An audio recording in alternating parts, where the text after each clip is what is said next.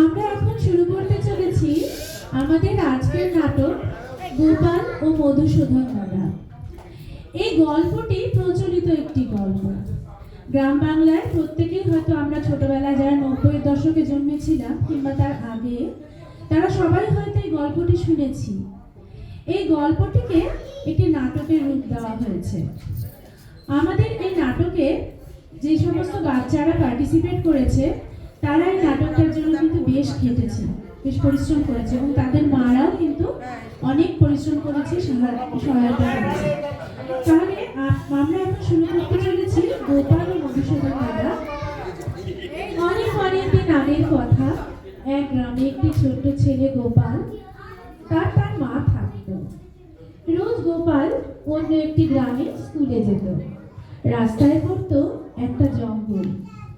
এই জঙ্গল পেরিয়ে পাঠশালায় যেতে গোপালের বড্ড ভয় করত। একদিন সে তার মাকে বলল,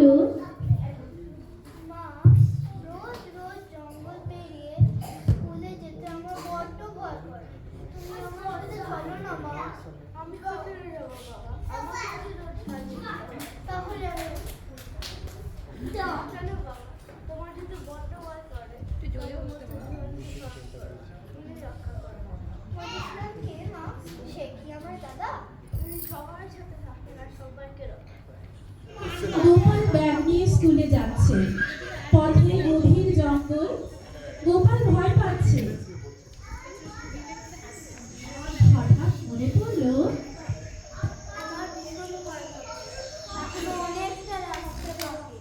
জঙ্গলটা পেরোলে তারপর মা যে বলেছিল আমার মধুসূদন দাদা আছে।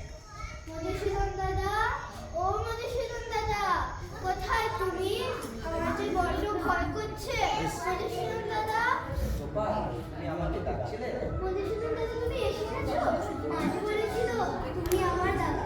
মা কি বলেছে গোপাল? মধুসূদন দাদা, তুমি একটু জঙ্গলটা পার করে দেবে? নিশ্চয় গোপাল। তুমি কি এখানেই থাকো মধুসূদন দাদা? আমি সর্বত্র থাকি, তবে আমি রোজ এই জঙ্গল থেকে গরুর সাথে আসি।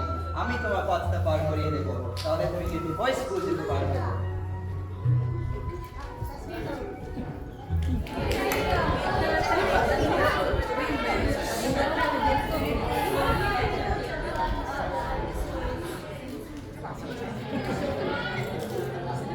সবাই কালাম দেখবেন মাস্টার মশাই জন্মদিন।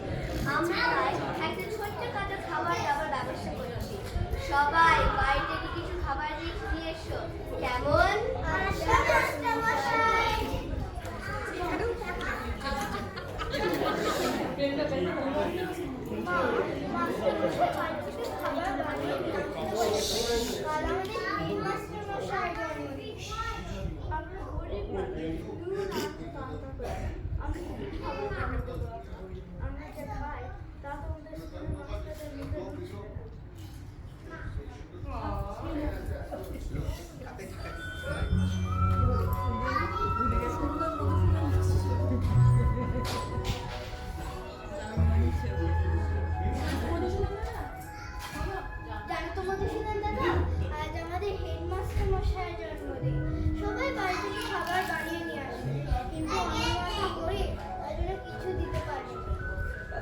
গোপাল, এই নাও, এই তোমার মাস্টারমশাইকে দিও। এই দই।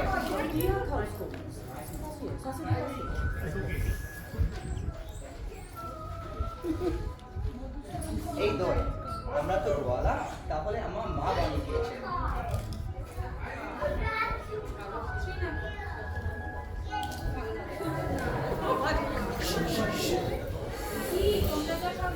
কি তোমরা সব জানতে বলেছিলাম, এনেছি তো?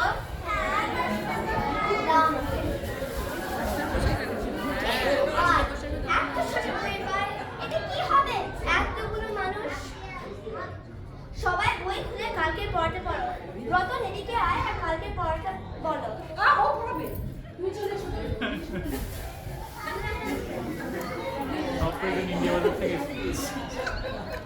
তোমরা সবাই বই খুলে কালকের পড়াটা পড়ো। রতন, কালকের পড়াটা বলো।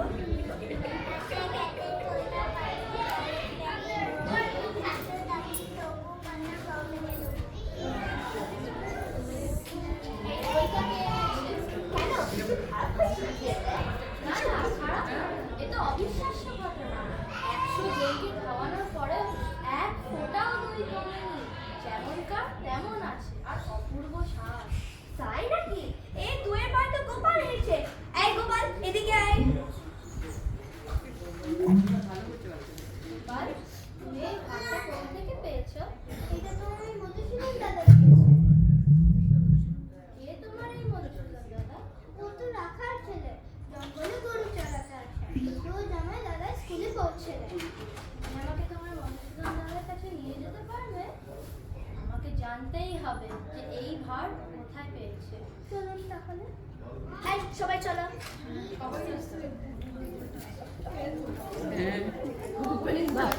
গোপাল সবাইকে নিয়ে জঙ্গলে এসেছে। পিছনে পিছনে মাস্টার মশাই, হেডমাস্টার মশাই আর সব ওদের স্কুলের বন্ধুরা। মধুসূদন দাদা, ও মধুসূদন দাদা, কোথায় তুমি? সাড়া দিচ্ছ না কেন? এই তোমরা তো চাওয়াই ডাকো।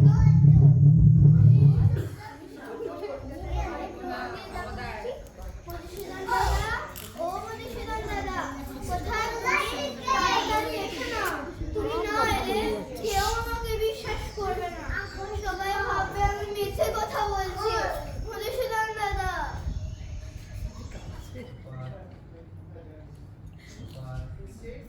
বলে দাও যে তুমি মিথ্যা কথা বলনি। আমি তোমাকে ওই ধরে দিয়েছিলাম, কিন্তু গোপাল আমি যে সবার সামনে আসতে পারি না। যাদের তোমার মতো শুধু ভক্তি, বিশ্বাস, স্মরণশক্তি আছে, আমাকে শুধু তারাই দেখতে পায়। যে নিষ্পাপ মন নিয়ে পূর্ণ বিশ্বাসে তুমি আমাকে দেখেছিলে, সেই দাগ আমি অগ্রাহ্য করতে পারিনি। কিন্তু যাদের তুমি সঙ্গে করে এনেছো, তাদের সেই ভক্তি, বিশ্বাস নেই। তাদের মন যুক্তি, তর্ক, সন্দেহে পরিপূর্ণ। ক্ষুদ্র স্বার্থ বুদ্ধি সম্পন্ন সন্দিহান মানুষ কখনই আমাকে দেখতে পায় না। তুমি কেঁদো না গোপাল, আমি সবসময় তোমার পাশেই আছি।